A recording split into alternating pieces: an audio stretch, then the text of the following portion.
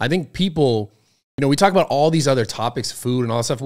We have such a hard time accepting we need to be that change and we need to be better. So we constantly look for outside things like, oh, I'll get a gastric bypass surgery. Not that it's not a good idea. In some cases it is, but we always look for this like outside external thing to like fix us. Yeah. When the reality is it is from within, right? There are certain things, like I said, genetic predispositions that you cannot change, that you will need to figure out some sort of help if you can, if you have that ability. But it's interesting you talk about this. I just think it's so important for people to realize like, this thing of self, this one-to-one transaction, because you're right. You go to the gym, the food you put in your body, the water you put in the body, it's all going to have this output that you're going to get from the work that you put in. So what's going to be people's catalyst for having that realization? Because you can, there's a difference between going, okay, it has to be me, and then actually having that change. Okay. Goes back to what he said earlier. There was just, for some reason, and I felt the same exact way about my life, when I had nothing, there was no reason to believe this. Despite all my circumstances, I was like, I just want so much more out of my life. And I wanted to ask you this when we were talking about it. I have no idea where that came from. I have no idea. It's gotta be parenting. It wasn't even parenting. Like, I grew up without a father. My mom wasn't like, you can be anything in the world. Like, it just happened. I feel like you just have it. If people just genetically just have it. I think, no, I don't think it's like genetic predetermination. You don't think so? I think it's numerous components that factor into it, and it's different for everyone.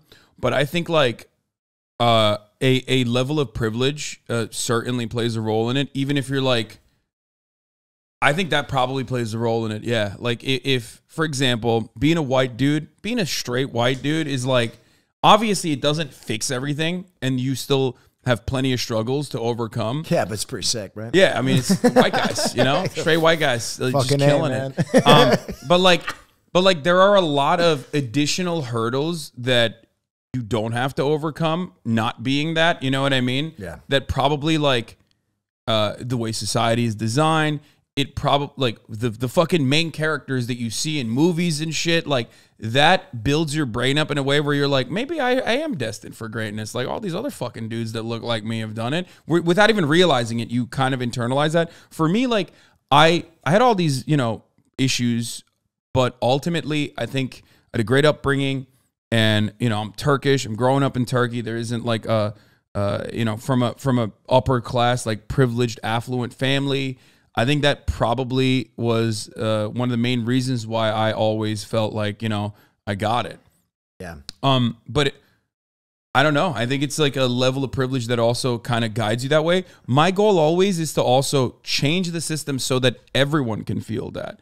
Everyone can feel like this is a welcoming and not hostile society, and that you can also achieve your results. So here's the thing, man. And also fix the material conditions on your life. I somewhat disagree because I don't think it's about changing the system. I think it's about people changing themselves. Because when you talk about privilege, I grew up without a father. My father hung himself when I was 6 in the garage. Jesus Christ. And I just want to say this really quickly. Like, I don't think I was privileged by any means, because in my mind as a 6-year-old and I start growing up, I look at everyone around me and I was like, why don't I have the things that they have? Why don't I have this? Why don't I have, like, I'm not experiencing the things that I wish these other people had. Like, I wish I had them, right? And still in my mind, though, I still had that conclusion that, like, man, I still feel like despite my circumstances, there's something more for me.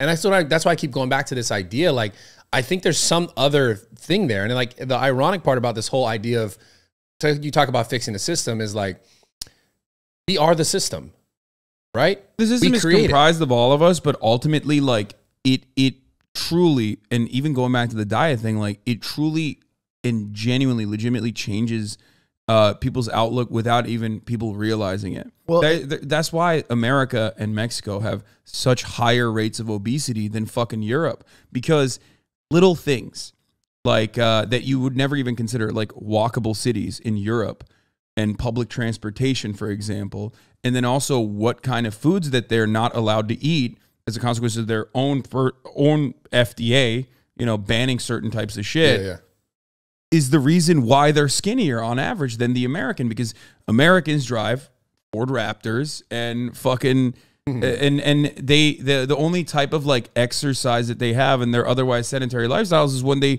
go to the gym. When they go to the gym. But yeah, but like that is absolutely something that you never would consider that factors into your life. you just got to ask yourself, like, wait a minute, why the fuck are these Europeans so goddamn skinny? But I do think there's something to what he is saying, that like there are people that create an end zone for themselves. And I think when you, for whatever reason, develop this image of like, that's myself down the road, this is what I ascribe to, it creates a place in your mind where you can steer into suffering. You can steer into discomfort because there is an end zone, even if it's just something you've created. Yeah. And it is interesting to think about, like, what is it that creates that end zone? For me, I'm really different than you guys. I never thought that I was like destined for greatness. My motivator, and I've always told you this, was vengeance. Everybody who was cruel to me, everybody, you know, who underestimated me, I was like, well, I'm either going to burn out or I'm going to be better than they are. I'm going to show them what I can do. Yeah. And that was always I burned dirty just the whole way. Like, that's, you know, Rock Lee, steer into suffering, all that shit. For the record, I'm not saying that like your personal want and personal desires for self-improvement are not an important factor in this. Absolutely it is. But like, I'll give you another like macro. I'll give you another macro picture of this. Like the reason why there aren't, you know, incredible comp sci engineers coming out of Zimbabwe is not because like they are not dreaming hard enough. Like, we all recognize it is because like, well, these motherfuckers don't have access to clean water. I think that's like probably something that needs to be solved first before people can like dare to dream in that way.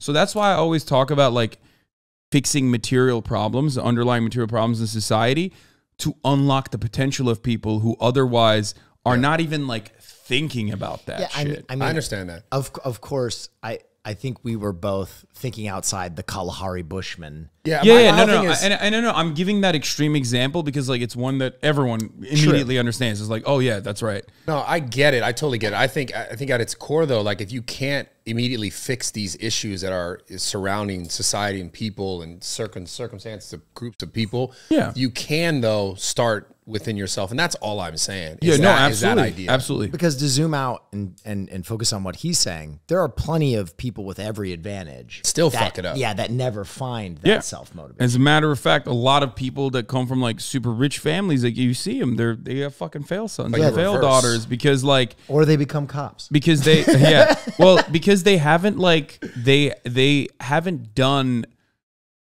had enough like healthy adversity even in their lives to understand the value of hard work. Even when you have everything served to you from birth, like you're not gonna pan out in a super successful way. It doesn't really matter ultimately because like when you're rich enough, when your family's rich enough, you could just like fail upwards. And there's a lot of people at the tippy top right now that have done that. You know what I mean? That have failed upwards now.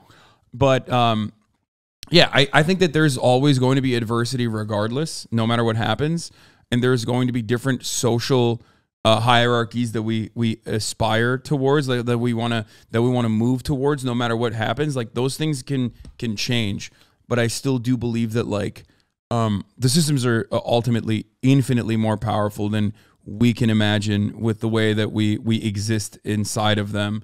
And that doesn't mean, you know, drop everything, be sad all the time and say, oh man, well, I got fucked over, so fuck you. Of course, self-improvement is the best way to feel better about yourself as well, and to become a person that is even capable of making systemic change or to inspire others. It's literally what I do every day and try to instill in my audience as well. It's not a left or right thing.